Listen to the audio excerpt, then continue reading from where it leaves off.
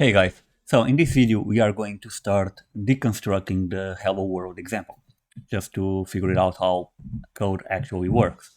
So let's go to our project, and so if we run the program, you can see that we have the Hello World message here on the right, and this is the simplest example of what programming is all about.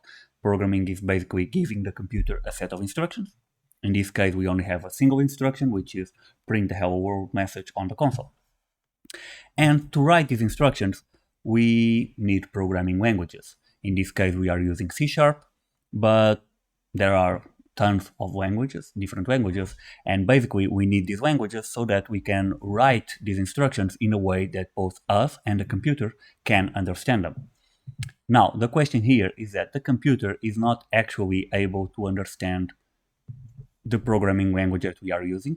What happens is that this language is first translated into another language that the computer is actually able to understand. And this process, this translation, is called compiling, which is done by the compiler. And so when we say that the program is being compiling, it means that the program is being translated from the language that we use to write the program to the language that the computer is actually able to understand. Now, the problem with the compiler and with the programming languages in general is that for this translation to succeed, the code that we are writing needs to follow a very strict set of rules. Meaning that if you break just a single one of those rules, the entire program does not run anymore. So we are talking about even if you have like just a few lines like this, or if you have thousands and thousands of lines, if you break a single one of those rules, the entire program won't run. And that can be really frustrating when people are learning how to program. And that's why I wanted to get into basically the most common mistakes that we make when learning how to program. What are basically probably the two most basic mistakes that beginners make. And the first one is forgetting to close statements with a semicolon. So I'm just going to remove it from here. And let's see what happens.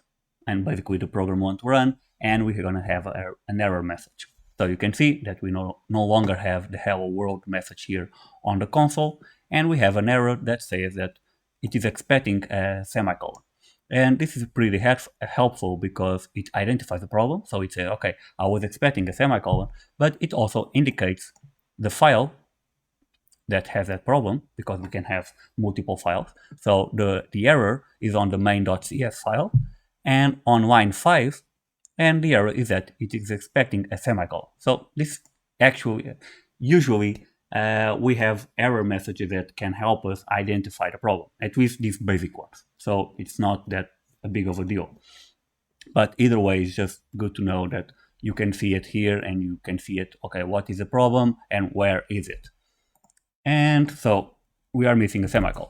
And this is one of the most common problems because all code is made of what we call statements. And we have two types of statements. The first type is called a single line statement. And basically it is a single line of code that ends with a semicolon. So that's a requirement. And for example, in this case, we have two single line statements, which is this one. And this one is also another single line statement. So always remember that when you are writing a single line of code, you need to close it with a semicolon. And just a word of notice, this is necessary for C# and for many languages, but you have some other languages that don't use semicolons. So what I'm saying right now, it's only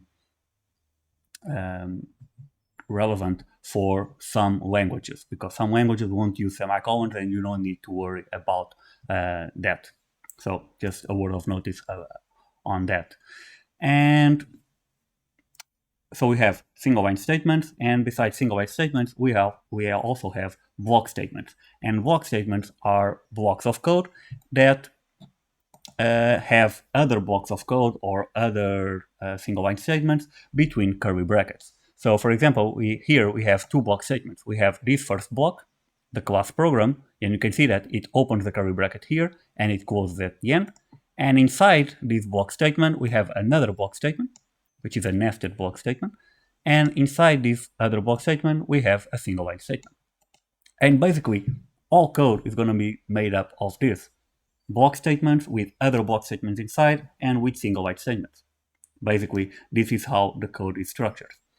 Now, another common problem is forgetting to close a block statement. So a block statement has curly brackets, and you can see that you always need to open the curly brackets and you need to close the curly brackets.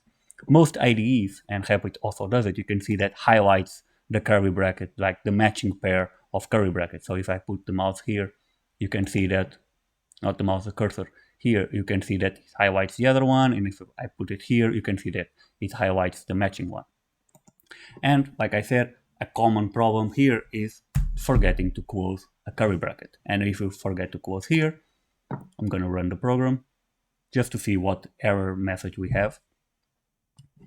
And you can see, okay, it is expecting a curly bracket, that's why it failed. The main.cs file, and in this case it's saying that it's missing on line 7 and not on line 6, because you can see that it's actually missing on line 6. And what's happening here is that when we forget to close a curly bracket, and what happens, you can see now that I selected this one is the one actually being matched with the last one and not this one. So the missing bracket is not actually missing from this block, but now it's actually missing from the other one. So this is reading the code like this, and the missing bracket is actually on line 7. So just to give you also a notice on this one, because sometimes the lines that you are going to have here does not correspond exactly to the lines where the actual bracket is missing. And also some other IDEs, instead of giving you curly bracket expected, they are going to give you an error called end of file.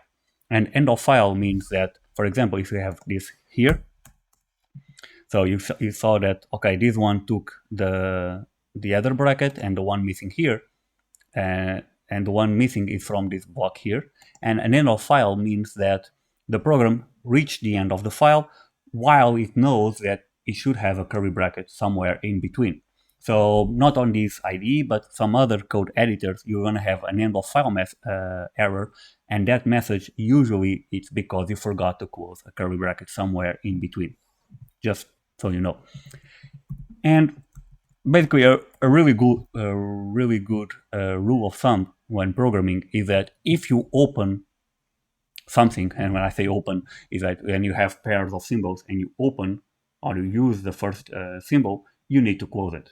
And this is good for curly brackets, for parentheses, for square brackets, for quotes.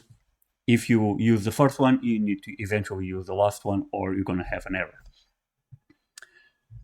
And these are the two most common mistakes, because they are related to the building blocks of code, so single line statements and block statements. And just another thing that I want to show you guys also, it's the indentation. So you can see that we have like all this white space in our code, and the code is indented in that way that we are seeing. And just to show you that this is just for us to be able to read the code, like it's easier to read the code in this way. So the compiler doesn't care about that. So even if we had our code like this, and that's actually how the compiler is reading the code,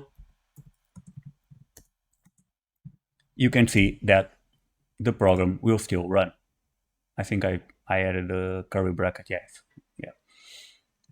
So this is just to show you that at least in C#, once again, this is different on some other languages, but at least in C#, this whole indentation is just for us. It's just to make the code easier to read.